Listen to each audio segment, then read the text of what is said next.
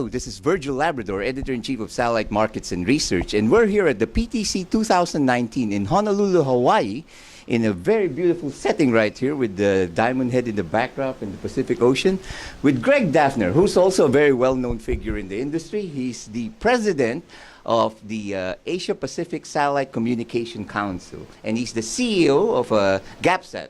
But in this videocast, we'll be talking specifically about the industry organization APSCC.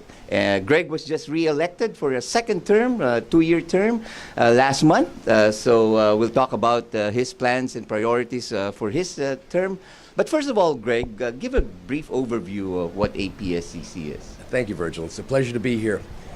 APSCC is the industry association for Asia Pacific for the satellite and space activities organizations throughout the region. We are a membership-driven organization, a nonprofit, and we've been in existence. We were formed in 1994, and we are coming up to our 25th anniversary, if I have my math correct. APSCC is first and foremost a promoter of satellite communications as a primary activity and not just a source of backup for terrestrial communications. So we are the poster children, if you will, to encourage the use and development of satellite communications throughout the region and beyond. Our advocacy efforts are largely focused on policy and regulatory matters. As you probably know, Virgil, we have been facing challenges for a couple of decades now when it comes to matters of spectrum and spectrum reallocation to terrestrial services. When we began some of these dialogues with governments and international organizations, the subject was called WiMAX, and today it's 5G. And while we support a variety of terrestrial communications industries, infrastructures, and services, we also don't want to do so at the expense of our spectrum and our ability to provide services.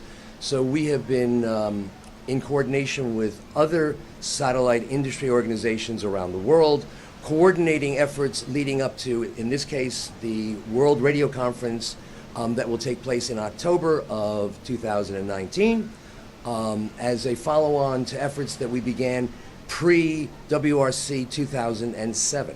Right. Now, Gregg, now you have a variety of activities, right? You do events, you have a big annual event, and this is going to be your 25th anniversary, right? Yeah, we typically have a conference every year, which takes place in the fall. This past year, 2018, we had our annual conference in Jakarta, Indonesia. This coming year, starting on November 19th, we will have our conference in Bangkok, Thailand, and we invite all of you to join us. Great.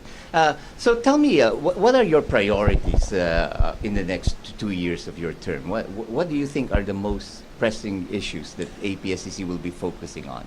Well, beyond promoting the general range and new developments in space and satellite communications, we focus on protecting spectrum, on trying to achieve market access so that our companies are able to sell their products and services in countries across the region. We look for market access and liberalization so as to have minimal regulation to allow us to do so without onerous and unnecessary impediments, and to achieve a level playing field. And we will continue those activities and seek to protect our spectrum so that we can continue to provide services into the indefinite future. Talk about how you do that. How do you pursue your advocacy? Okay, so what we do is, as nations undertake examinations of how spectrum utilization will be regulated over the course of the future, we ensure that that the very loud and very well-financed efforts by the terrestrial cellular industry are countered by an effective advocacy voice on behalf of our satellited space members. And so we do that on a national level, we do that on a regional level, and we do it on an international, global level in the processes of the International Telecommunications Union. Specifically, that means that we write advocacy pieces, we do submissions in national regulatory proceedings, and we meet with and try to persuade policy and regulators in countries throughout Asia Pacific. Right. Now, so what can we expect from APSCC in the next coming months or so? Well, as we gear up to this World Radio Conference cycle, we are ensuring that the positions that are taken through the Asia Pacific Telecommunity, APT, reflect and continue to recognize the very significant interests of the satellite community. We are lobbying individual governments to ensure that they will take positions going into and actually at the World Radio Conference that support and protect the interests of the satellite community. And we meet with officials from around the region, and we attend conferences where we present papers and participate in panels. And we will be also, through our membership, we will be participating and have been participating in the various study groups and working parties that are preparing for the World Radio Conference. Right, right. So anything else you want to add, Gregg? Well, these are exciting times.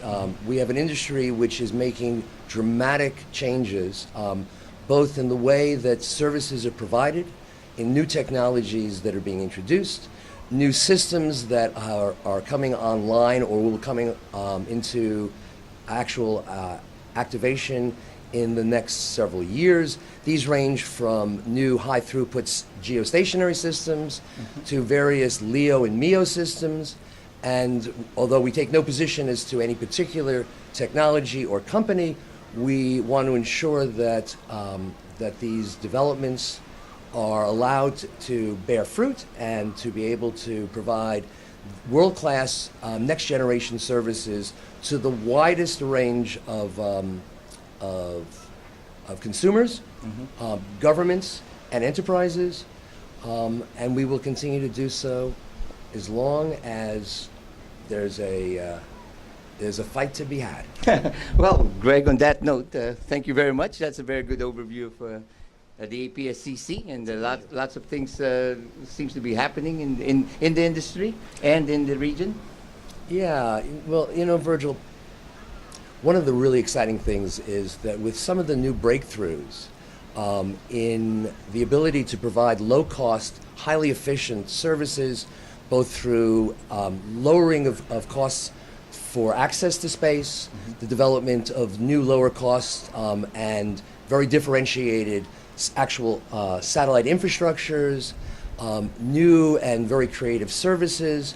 We think that the most exciting years of satellite communication opportunity are those ahead of us, rather than resting on our laurels of the successes that we've had in the last 50 years.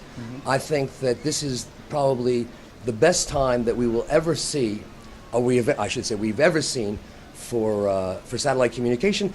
And the exploration and development of imaging and Earth observation and ancillary activities means that we have an ecosystem where we can all benefit, and we can help to bridge in a way that we never could before the digital divide. Right. Well, thank you very much, Gregg. Thank you. Thank you. And for all the news and information on the global satellite industry, you always have Satellite Markets and Research at www.satellitemarkets.com.